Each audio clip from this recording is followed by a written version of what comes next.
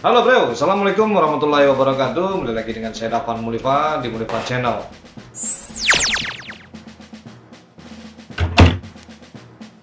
Benteng-benteng penjajah tegak berdiri di Sumatera Barat. Generasi sekarang mungkin banyak yang tidak tahu ya. Benteng-benteng ini menandakan adanya kekuasaan yang pernah menancapkan kukunya untuk meraup segala hasil dari Minangkabau yang kita cintai, mengingatkan kita betapa panjang perjuangan rakyat Minang dalam menjalani hari-hari dalam penjajahan. Dan hari ini jajahan itu kembali seperti terjadi ya, tapi datang dari negeri sendiri, dari para penjajah yang bernama pejabat lapar dan korup. Ya sudahlah, langsung saja kita kasih daftar benteng VOC ini, benteng apa saja itu dan di mana saja letaknya. Ini dia video. Pesisir pantai barat Pulau Sumatera menjadi daya tarik tersendiri bagi para pedagang asing untuk menyandarkan kapalnya di Minangkabau.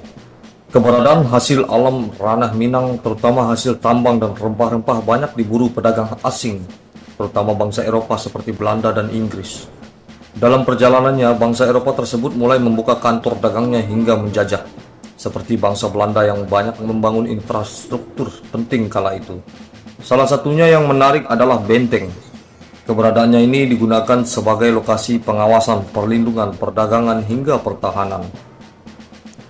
Jika peninggalannya tidak begitu banyak yang tahu, hingga saat ini masih dapat dijumpai dan ada juga telah menjadi kenangan. Berikut saya telah rangkum dalam video ini beberapa benteng peninggalan bangsa Belanda pada masa VOC yang ada di ranah Minang.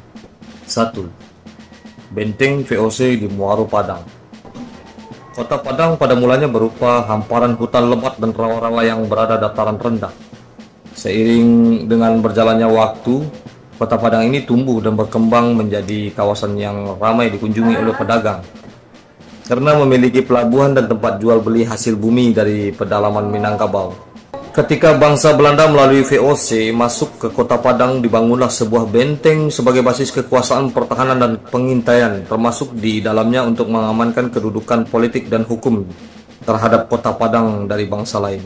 Benteng Kupeni di Kota Padang ialah Benteng Muaro, terletak di tepi sebelah utara Batang Arau di kaki Gunung Padang.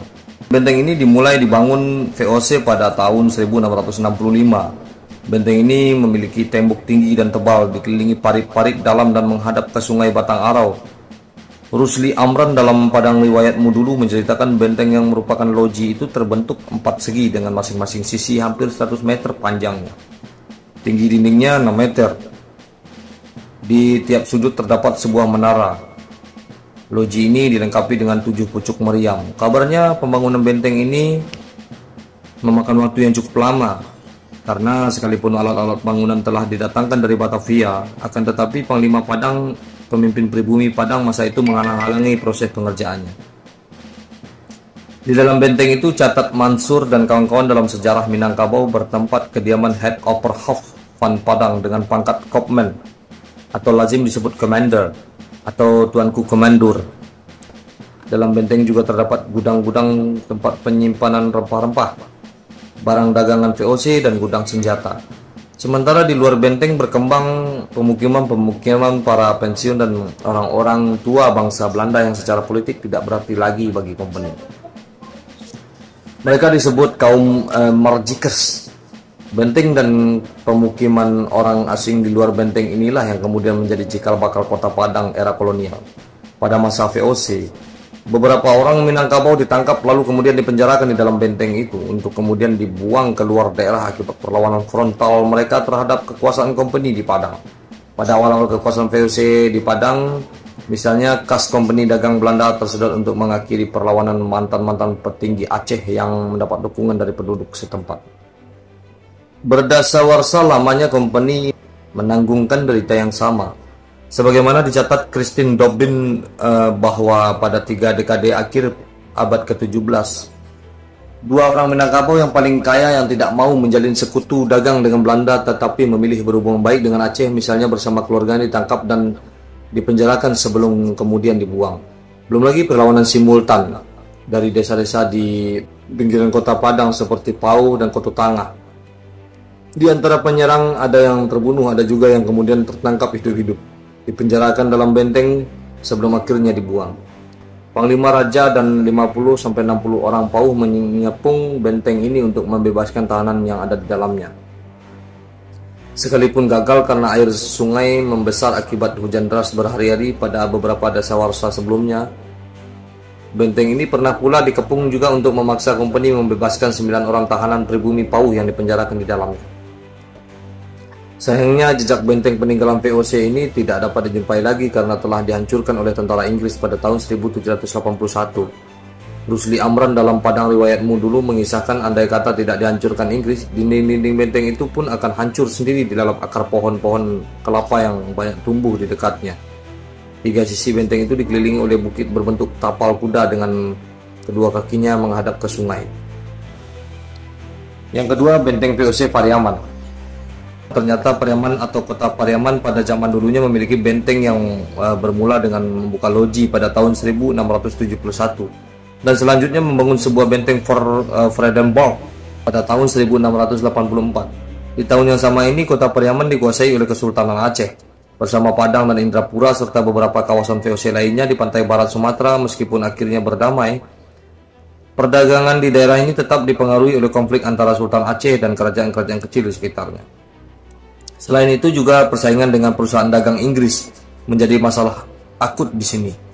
Beberapa kali pos di Pariaman ini ditinggalkan termasuk tahun 1698. Akhirnya dihapus tahun 1770 bersama air bangis dan tiku.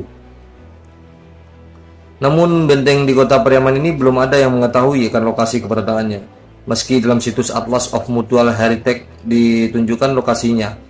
Sebagai informasi, situs ini merupakan database online yang menyediakan informasi. 3. Benteng VOC Painan. Pesisir selatan VOC mendirikan benteng Fort Kronenburg.